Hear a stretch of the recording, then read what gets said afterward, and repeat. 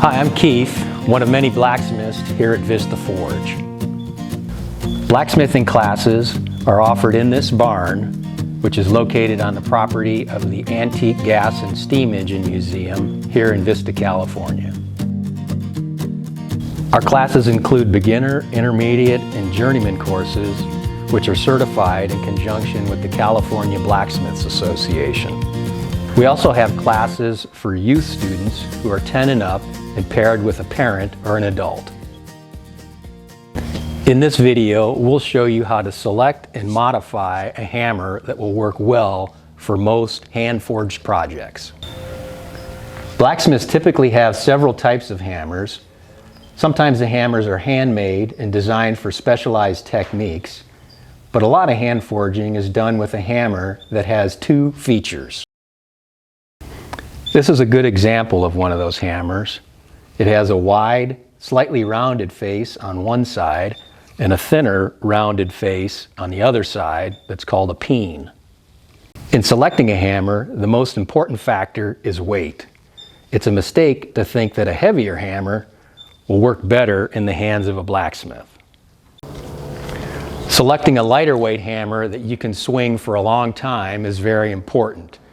And for most adults, a hammer that weighs somewhere between 1.5 and 2.5 pounds works well.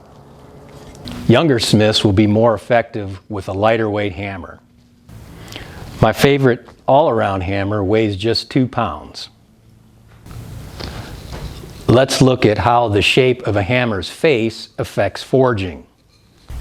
The most used shape is the big, slightly rounded face that will move metal in several ways.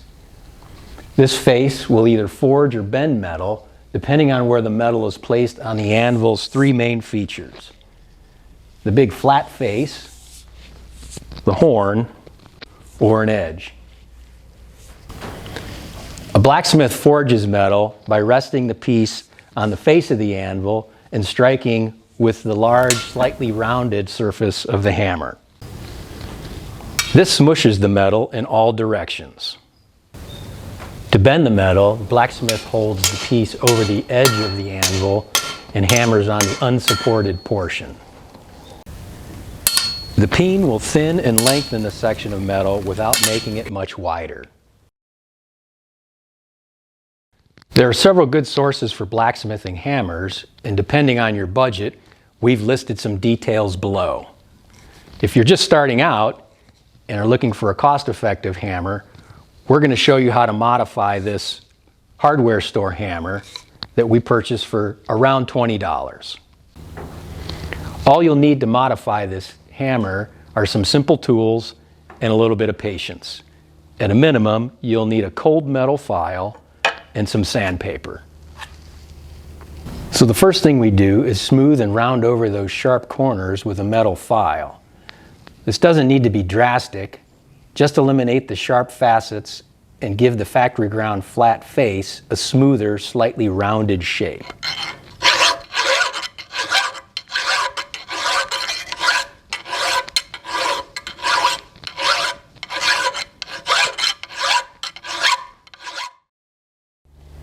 And if you have access to an angle grinder, a flap disc will expedite the process. Now let's do the same thing to the peen side of the hammer. This one's pretty sharp. It's got a mold line across here, so I'm going to work all the way across the face and especially focus on these corners.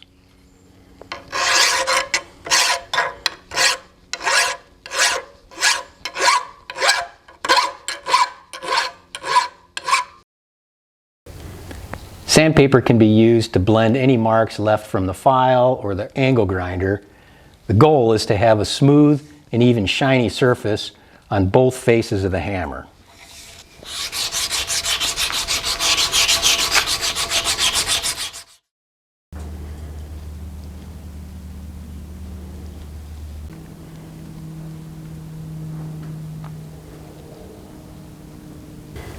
Now that the faces are tuned up, let's work on the handle.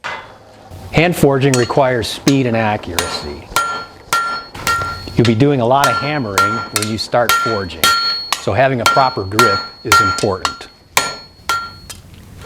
A proper grip will reduce fatigue in your hammer hand and soreness in your arm. While blacksmithing, it's important to maintain a light grip. A light grip allows the smith to end each hammer stroke with a snap that speeds up the hammerhead right before it impacts the metal. A light grip also keeps the face of the hammer square to the angle you intend. And let's do that. A blacksmith's hammer typically has two features that allow you to maintain a light grip. These features are flat sides and a square cross section.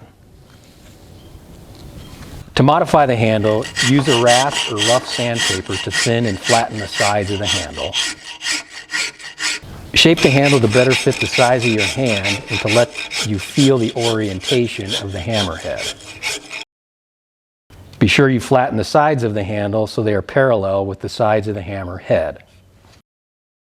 Finally, use some sandpaper to make the handle surface smoother and remove any rough surfaces that rub hot spots in your hand while hammering. Now, this tuned-up hardware store hammer will last for a long time and make blacksmithing a lot easier and more enjoyable. If you want to learn more about traditional blacksmithing, join us for a 101 class here at Vista Forge and become a member of the Antique Gas and Steam Engine Museum. There are plenty of opportunities to learn here. Remember to be safe, wear eye protection and natural fiber clothing whenever you're working with hot metal. Happy blacksmithing!